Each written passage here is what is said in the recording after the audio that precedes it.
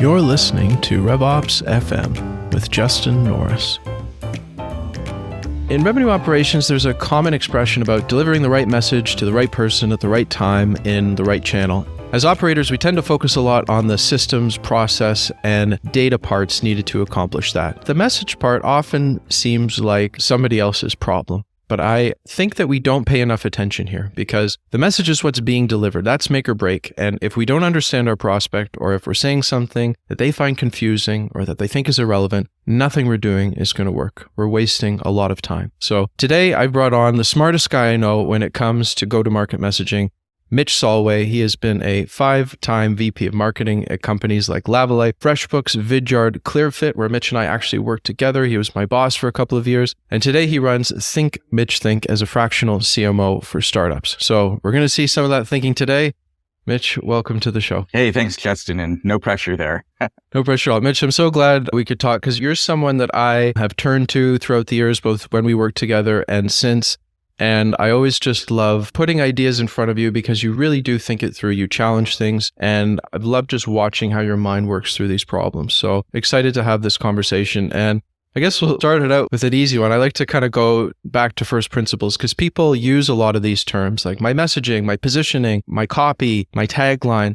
And it's all sort of confusing. So I'm just wondering for you, what's the hierarchy of the message and how does it get expressed through all those different forms? Yeah, that's a great question. And it's funny because I really specifically try to avoid getting in conversations or defining all those things because you can sometimes get lost in their purpose. So, I've been thinking about this and having done this enough times, where I really start is I start at the end. So what's the outcome that I'm trying to produce that could generate success? And then once you kind of know what your ultimate goal is and what something should look like and feel like when it's successful, then you kind of reverse engineer, okay, well, what are all the things in my way of getting to that thing? And that's where things like your copy and your messaging and positioning play key roles. But if you start at the beginning and saying, well, let's go from the process starting with positioning, because even it goes positioning and then messaging and then copy, you still might not know once you're at the end, like, is that right? Is that even any good? So having a good idea of what a good result looks like, then you can go back and go through the process to try and get there and evaluate,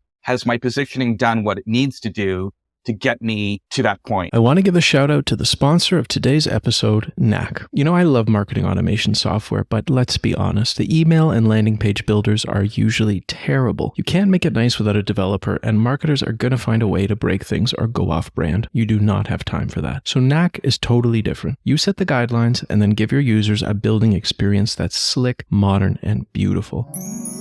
When they're done, everything goes to your map at the push of a button. And don't worry, it supports global teams, approval workflows. It's got your integrations. So head on over to revops.fm/knack. That's KNAK, and get a special offer just for my listeners. And then now I can build the messaging, and you're continually evaluating those things against an end result. And for me, the end result is there's two stories because I work with early stage companies, and a lot of the companies I've worked with are doing something new and different in the market. So I'll call one the narrow story. And the narrow story is like, I draw the circle. I say, there's your can't miss customer.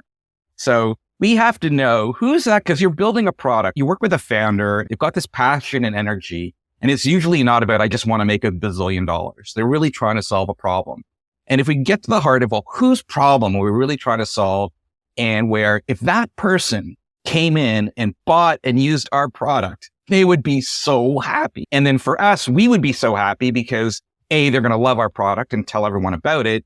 And financially, they're going to pay us for that because it delivers so much value. So that's the end state from an acquisition point is I'm in the business of attracting the best possible people to my product and service. And then in order to do that, I have to understand everything about this person. Yeah. So I call this, is this you marketing? And it's not saying this is who we are and this is what we do, but I need to say, is this you? I'm going to tell you a story. I'm going to describe a scenario. And if I know you really well and I know your world, I'm going to describe you to a T and say, look, if this is you and you're struggling with these things and this is driving you nuts, and you really want to find the answer to something, well, we can help. And a good messaging and copy will do a really strong job at helping your ideal customer, that can't miss customer, identify themselves in your message and go, oh my God, this is me. That's the narrow messaging outcome that I want. I just want to comment on one thing that stuck out to me because it's really obvious when you hear it, but it's not something I've seen in practice, I think, as much as it should be,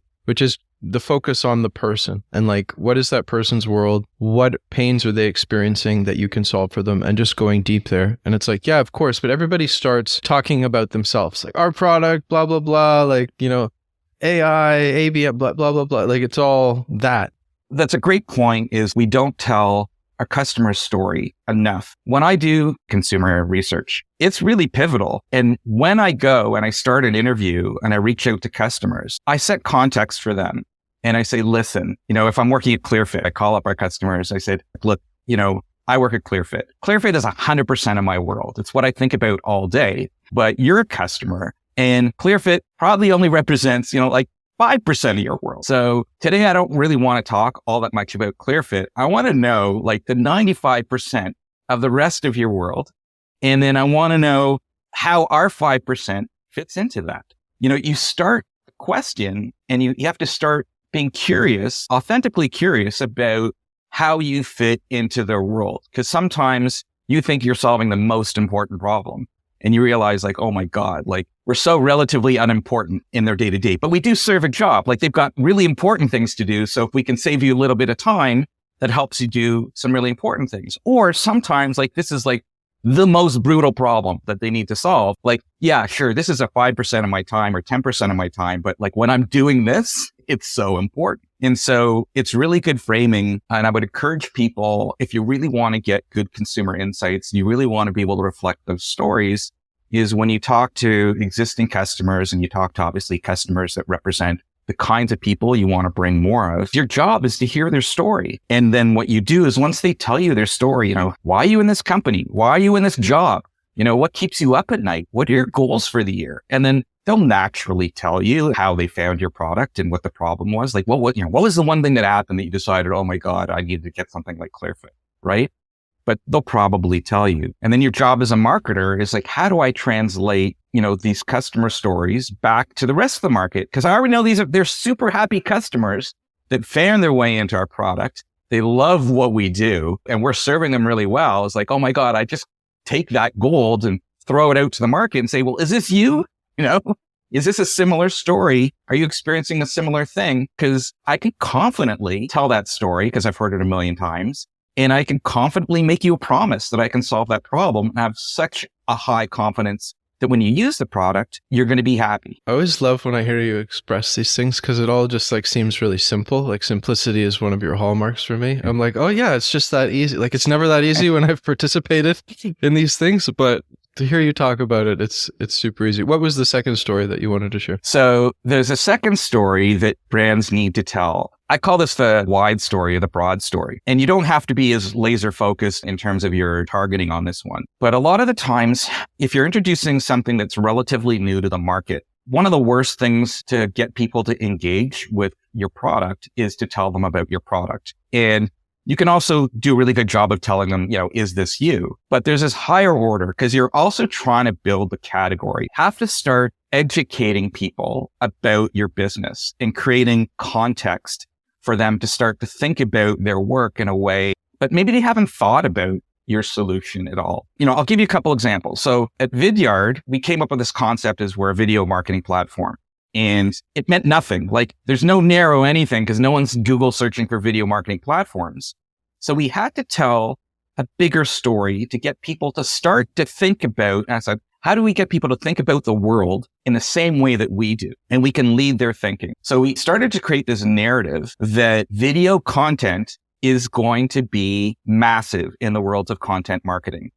And this is sort of, let's say easily over 15 years ago when content marketing was really the hot thing and it just started going. Video is still very expensive to produce, but we wanted to create the belief and what I call it's the inevitable future, right? Inevitably, look, here's what's happening. Video viewership is booming and you can collect all the data. So here's the story. It's like, here's what we know. Today, more and more, everyone's watching video. It represents probably 10 to 20% of everybody's content strategy. But in 5 years, it's probably going to represent 80% of people's content strategy. And without a way to properly analyze and understand how your video content is translating into sales and revenue, you're going to be screwed, right? Like it's be really important. We can track and measure our blogs and our SEO and all the other content, our ebooks and whatever, but no one knew how to track and measure video content. And so we needed to tell a story of the inevitable futures. The future is so much of your content is going to be on video. And if you're not able to measure and track how that video content is driving sales and revenue, then you're just going to be in a tough place. So that's why we created Vidyard. An interesting thing about Vidyard is we had a very low budget when I started. We had like $5,000 a month to spend on marketing. So the other thing in telling your broader story that I would encourage people to think about is, where have you got leverage? We knew that the content marketing thought leaders, they're well ahead of the rest of the market. And we had no audience at Vidyard. We had no credibility. The CEOs and the co-founders, they've been doing like video infomercials or video storytelling and video ads for companies, but they had no credibility in the B2B world yet. So what we did was, there was a content marketing conference going on in New York City. I went there with our videographer, and there were 3 keynotes that were given. One was Joe Pulizzi, one was Lee Odin, and one was Ann Handley. And these at the time, they're all still big in content marketing. These are legends in content marketing. And then this isn't the peak of their popularity. I didn't know them. They didn't know us. But we went there with our camera and a microphone. And as soon as they were done their keynote, they would walk out, and I'd be there in the room outside of the auditorium. And I'd walk up to them and I'd say, hey, I'm Mitch and I work for this company, Vidyard. You don't know me. You don't even know what we do, but we're this video marketing platform. Would it be okay if we just did an interview with you for our blog? And they all said yes. And Anne was really funny because she said, no, this is really insulting. I'm like, oh my God. And then she smiled, and I knew she was just pulling my leg. So I asked them 3 questions in the interview. The first question was, what's the future of content marketing? And they would tell me, like, they just drop all these truth bombs, their vision of where things were going. And then my next question was, where does video fit into that? Right? And of course, oh my God, video is like going to be so important, blah, blah, blah, blah, blah, blah, blah, blah. And then the last question is, what are some practical, tactical tips that people can use to think about their video strategy? And what we did was, we had like the world's worst blog. It was terrible, but we had a vision of, we wanted to create the leading blog and destination for people to learn about video marketing. And so what we now had is 3 of the major influencers that had told a story that the future of marketing looks like this, and video has a huge role in that. And we put these videos together, and they all had massive social followings. And so, yeah, we could post it to our social feed, but they all posted it to their own social feeds, got tons of coverage, and we got so much inbound traffic from just sharing those posts that we had instant credibility. Nobody knew who Vidyard was, but these 3 influencers were talking to us. And we weren't even telling you that video was important. You had the industry leaders telling you that video was important. So when businesses think about, I'll call it the broad story or the wide story or the narrow story is really important. And it's really, although it's getting more difficult to measure, it's where marketers spend most of the time. But the real magic is in the broad story, where you're really trying to influence the market to start to see the world in the future the way you see it. And that's really bigger context setting. Did that at Vidyard, very much the same thing at Lavalife, where we had to make online dating something you didn't talk about to something that you could talk about. Marketers today, they're so used to multi-million-dollar budgets, big spend on channels, to think about one person, a videographer, a conference, and how you were able to use leverage to convert that into something really big. And strategic questions, like, we set them up so they could look good. I didn't say, why could someone use a video marketing platform, right? I just got them to validate that video is going to be so important, which is what we needed people to believe. So we want to start them thinking about, holy crap, like this is going to be really important. And touching on Vidyard again, because I remember we used Vidyard actually really early on, I think maybe even before you joined or just when you joined there, but before you had come to Clearfit. And it was kind of SMB oriented in terms of its positioning. And then by the time you had left, it had changed. It was now much more enterprise focused and people who are using marketing automation systems, which seems to tie right into what you're saying around, you want to use video, but you need to be able to track it and prove its ROI against sales and revenue. Was that you leading that process? What was the key insight that led you down that path? So if we go back to the narrow story on Vidyard. So for me, to get to that endpoint where I can say, is this you? The real litmus test is, can I get you from no context to being so excited about what we're doing in like 3 questions?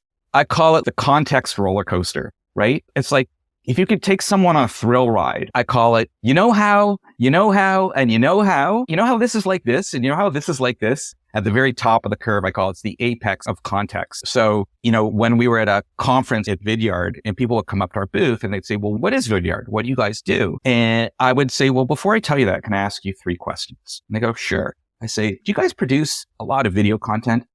Oh my God, we produce a ton of content. And like, do you guys use any marketing automation software like Eloqua or Marketo? Because we had integrated with these things. Like, oh yeah, we use Eloqua. And like, do you know what the ROI of that video content is? Like, oh my God, we have no idea, right?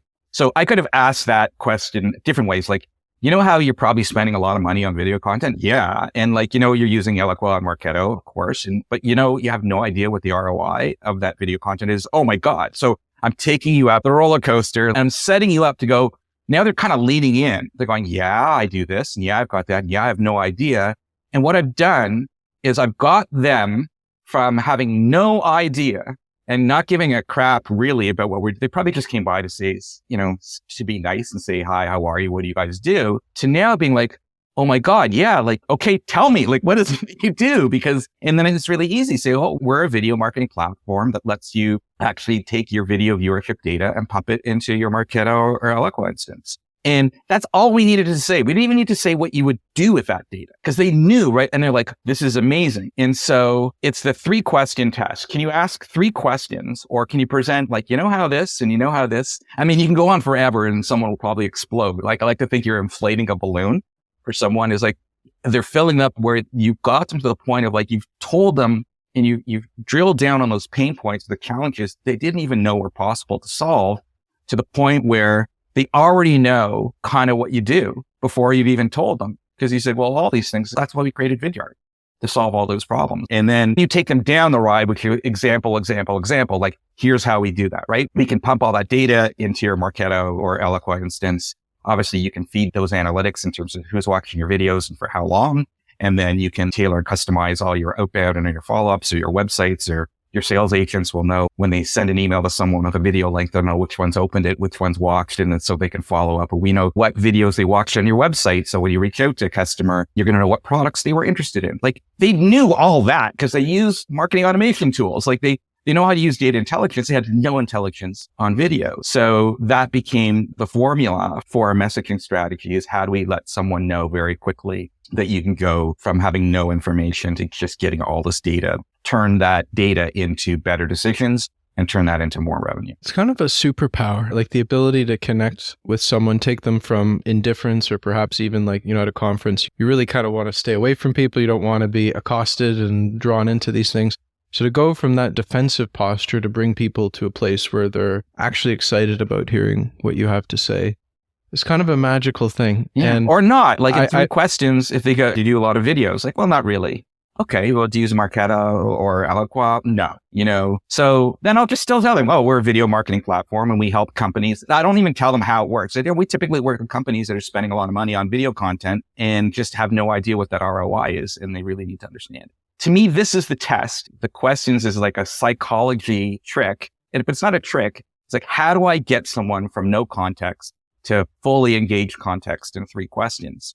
Then you kind of found the nerve center that you need to touch on to get people to want to then be in action, to lean in and to start to learn more. Then they'll go, oh my God, well, tell me more about this. And then we can talk about the 53 other features that we have. But I know that those are all going to be gravy on top of the main core problem. It's one of the main things I've been working on in my current job since I joined 360 Learning is an outbound motion. And you really see this so clearly in outbound because you are just showing up uninvited in somebody's inbox and you're either going to be spam or maybe there's a faint glimmer of a hope that they will see some relevance in what you're saying and read on and then maybe decide to give you a reply. But for me, it was really a learning process of, your first drafts of stuff. They're, at least for me, they were very product focused, why we're so great and all the things we do. And then realizing, no, they need to see themselves in what I'm saying, or else it's completely irrelevant. It's just noise to them. Yeah, like we care about what we're doing, right? I know how much of my time I spend thinking about the business that I'm working on. And we use Marketo, right? We use Salesforce. I mean, how much time you spent a lot of time thinking about them because you worked on them, right? But I didn't spend a lot of time thinking about that, but we use that software. So, thinking about our own buying processes, we know we've got a bigger job to do. And when we buy software, we buy products, they're just a fraction of what our world represents. So most people don't really care about what you do. What they care is what they need to get done and what they're pressured to deliver. And Clearfit was another good example. We had so much fun at Clearfit because hiring was so painful. Before this, I was looking back at our Clearfit messaging, and there were some subtle changes that we made. At first we talked about it's the fastest way to find and hire the best employees. And after talking with customers, I talked to a whole bunch of them, is I found out that it wasn't about hiring the best people. A lot of our customers are trying to hire more blue collar types of workers to work in their plants and manufacturing, maybe some admin jobs, but it wasn't necessarily, product marketers and CFOs and all that kind of stuff. So they were saying we would hire people and they wouldn't even show up for work. I don't need them to be the best. I just need them to show up and be successful in their job. And so the fastest way to find and hire employees that succeed, changed it from the best employees. We used to talk about the best employees. We talked about our crazy technology and the analytics and whatever, and nobody cared about that. Once we found out that what they really cared about was hiring just employees that would succeed. And then the other thing we learned, particularly for our smaller customers, it was often the boss of the company that didn't do the hiring. They asked someone else. I don't know if you remember our radio ad that we did about, hey, Rob, the boss comes in, and radio ads are great because you get to tell a real story that your customers tell you about. He goes, okay, team, business is booming. So we got lots of stuff to do. And, Barb, you're going to do this. And Steve, you're going to do this. And Bob, you've got the most important job at all. Don't say hiring. Don't say hiring. Don't say hiring. Don't say hiring. Please, anything but hiring. Goes, hiring. We need to go find and hire the right people for the job. And he's like, oh, man, what am I going to do? Right. And then we just went on to basically say, we know that's how you feel. And so many times, even if you are the boss, you still feel oh my God, I have to hire again. And it's all I do is fail at hiring. And we knew they didn't know how to write job descriptions. So we said, hey, need a job description? No problem. Just, one click, you'll have one done. Need to post it to job boards. We knew that was the next fear. It's no problem. We'll instantly send them to all the job boards. And then, need to know who to interview? We'll instantly tell you who's most likely to succeed. And for all the crazy analytics and scientific things that we did that were really amazing, most of our customers didn't actually care about that. They just cared about the pain around no one wants hiring to be hard. We were competing a little bit with ZipRecruiter at the time. And I remember reading that, oh my God, ZipRecruiter just raised $80 million.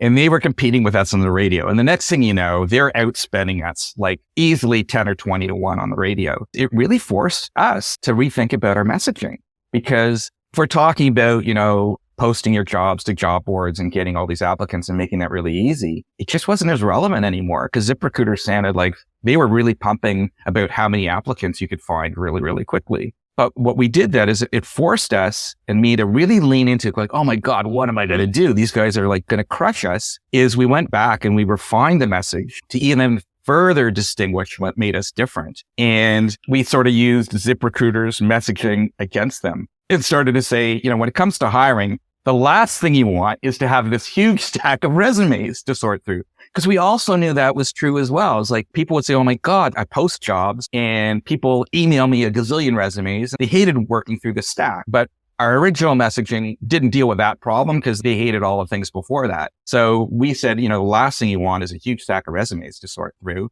That's why Clearfit is the only service that will instantly identify who's most likely to succeed, so you know exactly who to follow up with. And while we didn't change the messaging, we just changed the priority of the value, and we reframed it against, hey, if you're thinking about using ZipRecruiter, think twice, because ZipRecruiter is going to fill your inbox with a gazillion resumes. And then what are you going to do? Right? Then you're going to be, oh my God, do I really want this? No. Well, we're going to actually tell you, who's going to succeed and the folks that you should follow up with. And that was just another good example of, going from freaking out to, if you think about how my mind works, it's how can I still sharpen my pencil and create a compelling message? And how do I know my customers so well that I'm going to be hyper relevant for them? And turning their strength, ostensible strength, into a weakness. So let's say you were starting with a blank page, new company approaches you, they're a startup, maybe they don't even have their messaging framework yet. They're just getting into the market. What's the process that you go through? And that's a great question. And I have a really clear process that I go through. It first starts with internal interviews with the key stakeholders in the business. The first thing I need to understand is, what do you think the key challenges of the business are? I'm just looking for the degree of consistency or inconsistency across the leadership team, or if there's no leadership team, who are the key people in the company? And are they all articulating the similar challenges or different challenges? Or when I ask them, what do you think our business is really in, and who should we be talking to? If there's consistency or inconsistency, that will give me a bit of a measure in terms of how much work there is to do. Because the first order of business is going through the positioning exercise with the whole leadership team or any of the key stakeholders. 90% of the value is about internal alignment. Because I say, listen, if we can't agree, if we don't even understand who we are and how to talk about our business and why people should buy us, how are we going to expect any customer to know, right? So the first order of business is get your own house in order. And I use April Dunford's framework in her obviously awesome book. I used to do positioning on my own. I didn't engage other people in it because I knew how to get there. But her framework is so good for me to use to just involve everybody in the process, because you get everyone in a room and we agree on certain things. Everyone thinks they're competing with other software, but you're usually competing with the status quo, right? Your number one job, even at Freshbooks, it was always about people using Word and Excel. And 10 years later, once there's a gazillion online invoicing softwares out there, 90% of our customers came from Word and Excel. So aligning to what are people going to use today if they weren't using anything? Who's our target audience and what really makes us different? You go through this process where everybody gets aligned. And what you've done is you created these guardrails, because at an early stage company, there's so many things you could do or you could be. And this is really all about decision making. And when you do it together as a group, everybody gets to participate and everyone's part of the process. So when you get to the end, everybody feels part of the process. And when you produce the result of, here's what we agreed to, here's who our ideal customer is, and here's our unique points of difference, and here's the value it creates. And it's not a messaging strategy or anything, but everyone now has a common and shared understanding of the key things that we actually need to align on. So that's my first order of business. However, before I do the positioning, I do the internal interviews, and then I ask them, do you have any customers today that represent kinds of customers you want to get more of? Because I want to talk to them. And as I told you, I want to know their story. And I'll go and I'll do that work myself. And that just requires really good questions, a real curiosity. I've done enough of these that I know how to direct those conversations where I get the stories. And it's just my own, maybe you can use AI to compile those things and deliver the key insights. But I just use my own listening skills and listening for cues and similarities. I used to say, after you talk to 3, maybe 5 people, you're hearing similar things. But I'll make sure that I bring and share that information. I'll write a summary of those interviews back to the rest of the group, so we have a shared understanding of what our target market characteristics are and what the real value is. I need to bring those to the table. And then once we've done the positioning, then it's a matter of how do we translate that into a messaging strategy? And messaging is so much more than just translating your positioning into something. You have to build in your brand and your tone. I worked at a company as a fractional CMO called Arboro, and they were doing something new and different. And they're a company that would contribute up to $250,000 towards your down payment. They were solving a problem of, look, there's young professionals. They're making enough money that they can afford a mortgage. They just don't have, if I'm going to buy $1 million house, if you're lucky now, say a $2 million house, I need $400,000 of down payment. Who has $400,000 saved up in even your early 30s? Nobody has that.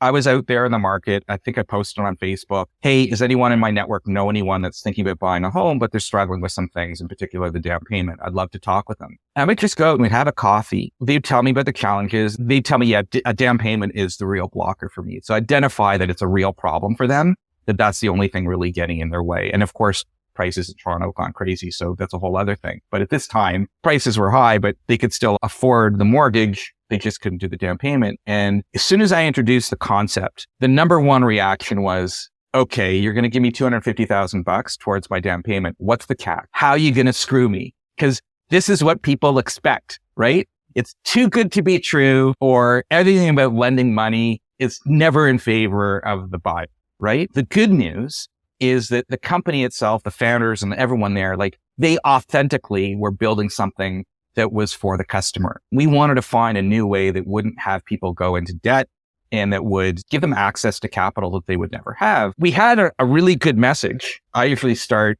for my messaging, rather than getting creative. If I don't know what to do, I just go literally. And there was a tagline I came up with is, don't let down payments get you down. Because we knew it was just like, oh, I want to buy a home, but the damn down payment. And just came up with the subline is like, we can contribute up to $250,000 towards your down payment. And then added, no monthly payments and no interest, which sounded a little salesy, but it was provocative enough that people would go, oh my God, that sounds great, but like, there's no way it's true. So the whole tone of our messaging, though, needed to be warm and friendly. And we even had in our top nav, like, what's the catch? Right? And we just took it on and we said, like, there is no CAC. Like, this is how it works. And we had to explain it to people. But when we crafted the message, we had to be very mindful of understanding, again, that our customers' initial reaction would be, it's too good to be true. How are you going to screw me in this? And the good news is we were authentically, genuinely caring people that were actually doing this to favor the buyer. And there was a way that buyers, homeowners can win and the lenders can win. Like, there's something in this for everybody. And so part of the messaging needed to have a tone that created some inviting, and the visuals, the brand and look and the feel. And they told them, more than anything, once we get people on the platform and buying homes with us, we need them to tell their story. Because again, it's a kind of thing where I'll believe it when I hear it from someone in my network. When I hear real homeowners tell me that working with this company was like right from day one, they were so nice and they were so kind and they were so helpful. And they used all the words, like we had to deliver an experience that was not what they were expecting, but what we knew would win us business. The first thing was they really cared and they helped us through everything. And there was no pressure. They were so helpful. We found the house we wanted. They were so fast. Like it felt like we were serving them rather than them being beholden to us. And so that, I don't know how to describe that in a messaging strategy, but there's a level of tone that needs to get baked into what you do that matches where your customer needs to meet you. That's a real important part of the strategy. So you're looking for those cues when you're doing the customer interviews. The thing that stands out for me, and you mentioned using AI to process some of these transcripts or conversations, and maybe there could be some efficiency gain from doing that. But it really seems to me that it's not mechanical what you're getting from these conversations and this research. It's a deep emotional and psychological understanding of these people that then doesn't just translate into a message, but like you said, it translates into the tone, the brand, the experience that you're delivering on so many different facets. And it just seems like that is a deeply human, in many cases, maybe happening underneath the level of your conscious awareness, how those connections are being formed.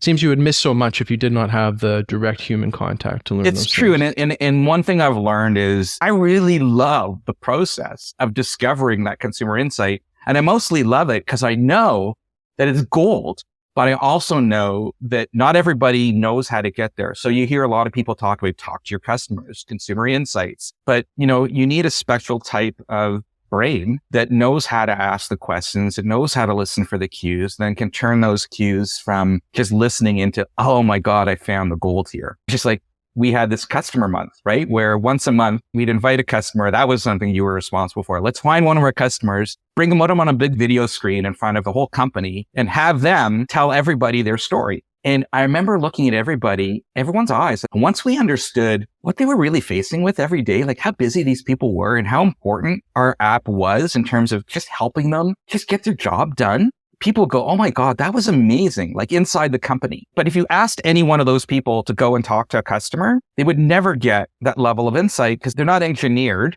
I mean, that's not their superpower of knowing how to get them there. I would encourage anyone to try this much as you can bring that into the company. You will significantly transform how everybody in the company thinks about their job and like, what am I really doing here? What value does this really bring? One is it's amazing to hear customers say how much they value your product. It pumps everyone up like, oh my God, this is amazing. They're saying like, this is like, I don't know what I would do without Clearfit.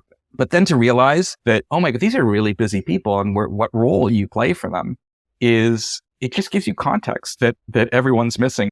Yep, totally agree. And I remember those customer discussions. They were really emotional experiences sometimes because you would have small business owners. Remember one guy was like, I don't know whether next week, like I'm going to be bankrupt or I'm going to be, on top of the world. Like my cash flow is here, there. Like, you just really get to the heart of that. And I want to ask one final question, actually, kind of coming back to us working together and actually a way that you, I think, really factored into my personal growth. But I remember a conversation we had at one point, and this was at a phase in my career where I was really learning about automation, all the things it could do, technology. It was a lot of fun for me.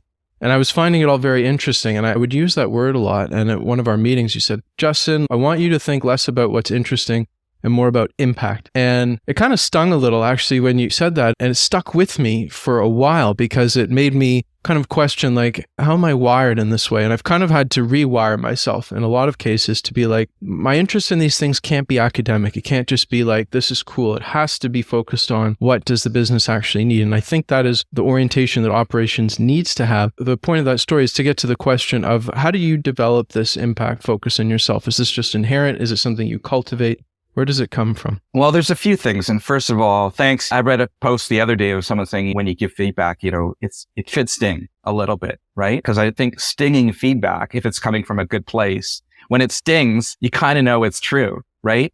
So everything hurts at the first time. It's like, oh, so kudos to the people that can take the sting and then move on, right? And then say, well, now what do I do?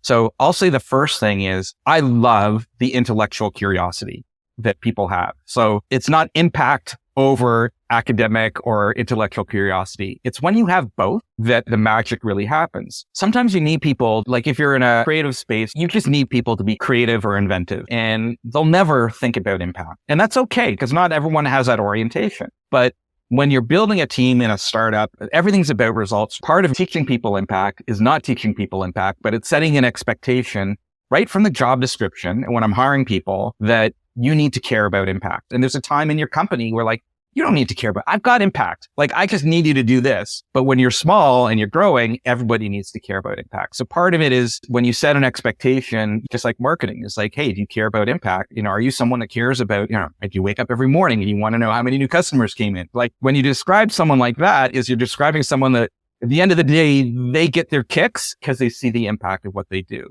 It's a different kind of high than just the high of like discovery. It's a high of really achieving something. You could tell I get excited about consumer insights and figuring all this stuff out. That whole process is so exciting for me. But, part of it is because intellectually, I'm just so curious. I love understanding people and I just find it fascinating. But I also know it's exactly what I need to deliver the high standards. Like I have a big standard for myself. I got to create impact. Like otherwise I'm like, what am I doing here? If I'm not creating breakthroughs and if I'm not solving big problems, then, that's my superpowers. Give me like the toughest challenges that you need to deal with. Like, what are we doing? Who's our customer? How do we talk to them? How do we grow this business? And it's all about impact. At the end of the day, the payoff for me is when together as a company, we're just growing and doing great things and blowing through metrics and targets is great.